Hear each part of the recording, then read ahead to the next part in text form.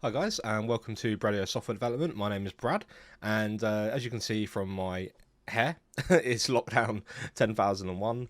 But there's nothing I can do about that. All the hairdressers are closed still, so you're just gonna have to deal with my hair. My hat's in the wash, so unless I buy another hat, can't do anything about it, unfortunately.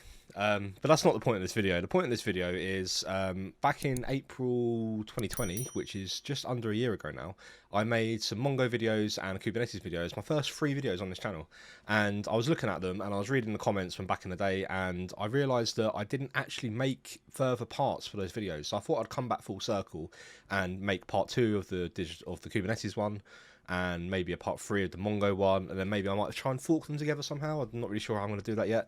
But yeah, so in this video we're going to be talking about Kubernetes. In the first episode of Kubernetes, I believe we set it up on DigitalOcean in the cluster. Nothing has changed much since I last did the video. I've already checked the video and nothing's changed, so we won't have to do anything different. But we will be installing Istio, and Istio is essentially a way of forwarding traffic from your DNS or domain name to your cluster, and then splitting out all the subdomains and things like that. So we're going to be looking at that, and we're also going to have a look at a little quick start GitHub repo that I made that makes it really easy for people to literally spin up a Kubernetes cluster without much effort, because I always found that when I was learning, I didn't really know how to structure the folders and the files, and I haven't really seen anyone do it any one way, so I thought I'd make my own way, and hopefully it makes sense to people. So yeah, I'm hoping this video helps out, and I hope it's a good continuation from part 1. So without further ado, let's get straight into the video.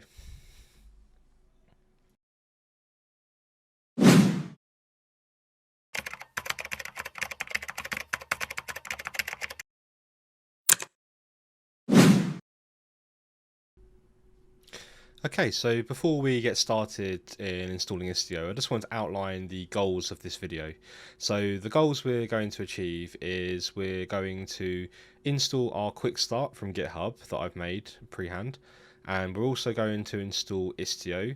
Then we're going to make sure that we set the kube context for our Kubernetes cluster, so that's number 3.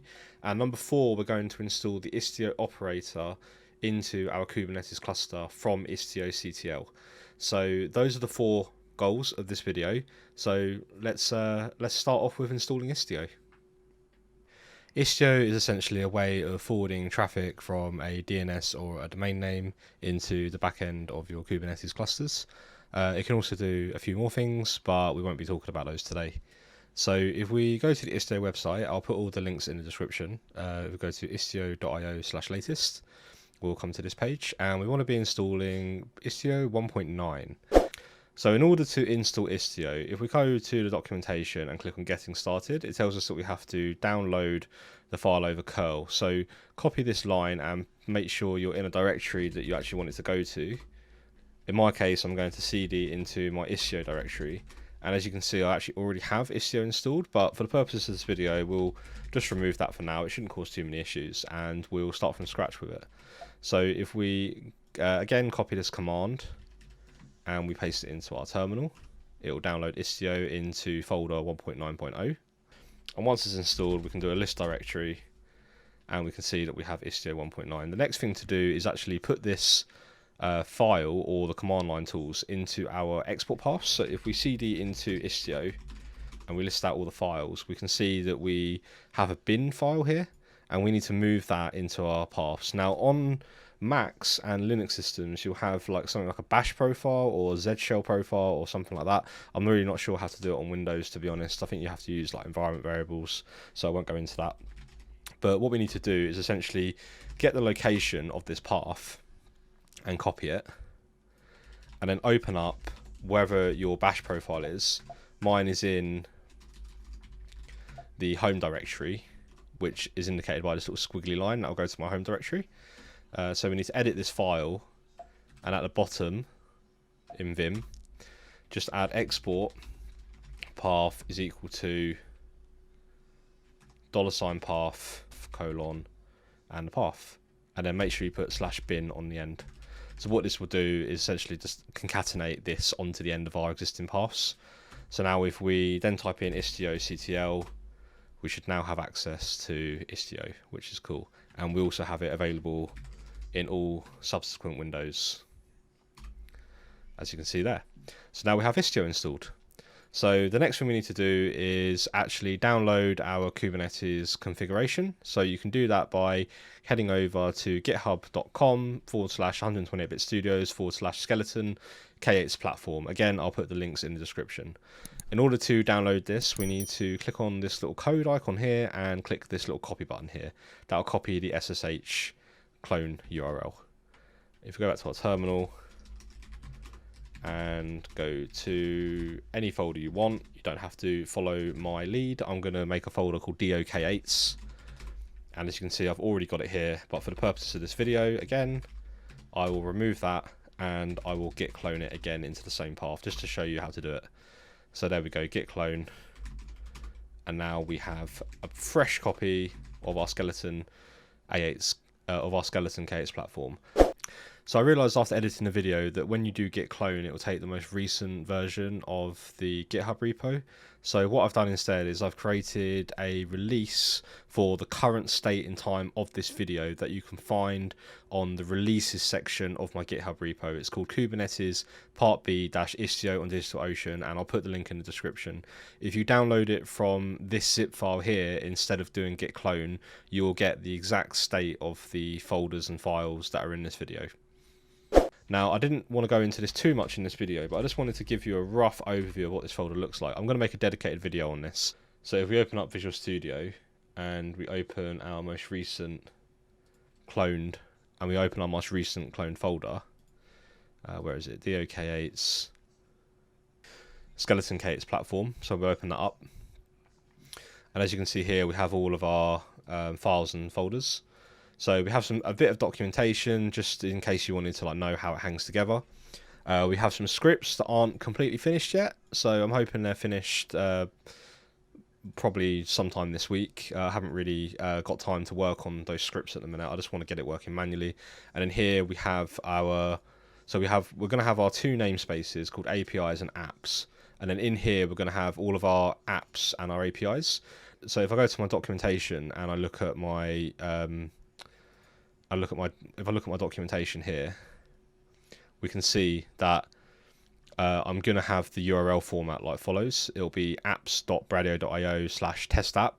So the apps bit will belong to the namespace suffix at the end here, and the suffix of the URL itself will be /testapp. So it'll be, test API or test app or whatever I want to call it. I could have another folder here called test cron job or something like that, and it would replace this with test cron job. I've also going to set up ping endpoints so Kubernetes knows that the image is ready. So if we close this and if we go to deployments, we can see here that for now we haven't actually got a proper application. We're just using an echo server. And what this will do is just bring up like a really basic text page, but it's just cool just to get everything working. I mean, we can replace this with anything we want in the future. And then once everything's set up, we can literally just replace the image, repush this file, and it will refetch the image and deploy it. So now the next thing to do, if we haven't already done it, is log into your DigitalOcean and create a cluster like we've done in the first video. You may already have it from the previous video, which is good. The only differences are that we're now using 1.20.2. Which may or may not work with Istio, depending on what version you're using. If it doesn't work, you may have to upgrade your Kubernetes cluster. And something else worth pointing out is you will also need your DigitalOcean command line tools enabled and installed. So if we go to skip getting started, we can either download this config file and then use this config file in order to set up our context, or we can literally take the name of our new Kubernetes cluster and we can come over here to our terminal, and there is a command we can type in called doctl Kubernetes cluster kubeconfig save, and then the name of your cluster, and it will automatically switch the context. I go over doctl in the first video of this series, so go to there if you haven't installed it yet. So the next thing we need to do is just find out that all the pods are running. So if we go to our Kubernetes dashboard, we can see that everything's running. But if we really want to make sure everything's running, type in kubectl get po-a, And what this will do is it will get all of the pods under all namespaces. In Kubernetes, if you don't know, everything has to have a namespace, and by default it does not show all namespaces. So you do have to provide that parameter. And as you can see here, everything has installed and it is running. So I know in the first video we made a cluster, but this is a brand new one, not based off the old video, because I don't have that one anymore. So this is completely new, and we can tell that everything's working. So the next thing we need to do is actually install Istio onto our Kubernetes cluster.